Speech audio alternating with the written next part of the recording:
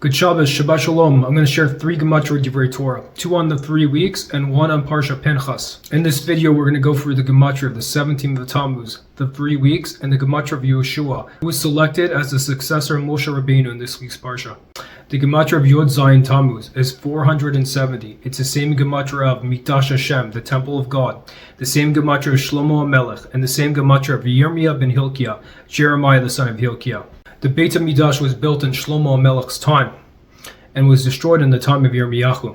Amazingly, the Ramam Mipano, the student of Rav Yisrael Sarug, who was the student of the Arizal, says that Yirmiyahu was a reincarnation of Shlomo HaMelech. We know that the Talmud says that Shlomo HaMelech, because he married Bat Paro and built Bat Paro's palace on the same day as the temple, the seeds were already planted for the temple to be destroyed.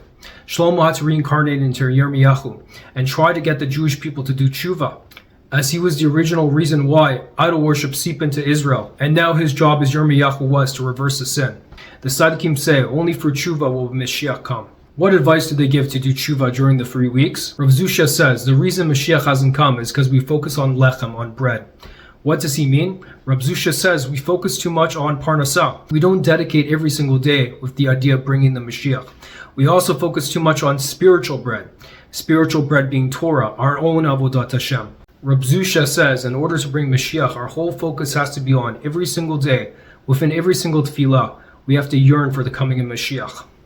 Rav Zusha's brother, Rav Elimelech, says that the Bein HaMeitzarim has certain dimensions, middot. So too, when we have the proper middot, the proper character traits, we become a mini mikdash for Hashem. Amazingly, the Gematria Mishkan is 410. It's the same Gematria as Kadosh. When a person sanctifies their mind, sanctifies their eyes, works on their character traits of anger, works on the character trait of jealousy, works on being a true Balei Chesed, then we have the proper middot for the Shekhinah to come. When Am Yisrael has the proper dimensions, the proper middot for the Shekhinah to dwell within every single mini mikdash, then we will merit the true Beit HaMikdash. The Tosher Rebbe says, specifically in these 3 weeks, we have to make sure that every single prayer that we say is dedicated to the coming of Mashiach. The 3 weeks are called Bein HaMeitzarim. The Gematria Meitzarim is the Gematria of Shekhinah, 385. Meitzarim, like the word Egypt, means constriction. The Tosher Rebbe explains that these 3 weeks appear the darkest, but in truth, in reality, they have the most concealed light, to such a degree that when Mashiach comes, these 3 weeks will turn into Yamim Tovim. The Tosher Rebbe explains that these 3 weeks actually have the greatest light of the entire year, and the students of the Baal Shem Tov were able to make many miracles and nullify a lot of judgment during this time. They were able to tap into the inner light that is hidden within the darkness of these 3 weeks. We know that on the 9th of Av is when Mashiach will be born, revealing that these times are the most powerful times of the year. How do we find the Shekhinah in these dark times? We have to remember that every single dark thing that happens to us during these 3 weeks is an opportunity. The Zohar asks a fascinating question. We know that Binyamin was one of the 4 people that never sinned: Amram, Yishai, Kila ben David, and Binyamin. Yet Binyamin is not called a tzaddik, and Yosef is called a tzaddik. Why is this the case? The Zohar explains that Binyamin never had the test that Yosef at tzaddik had. And this is how we find God in these dark times. We have to remember that every dark time is an opportunity from Hashem, and we have to use it as a catapult to come closer to Hashem.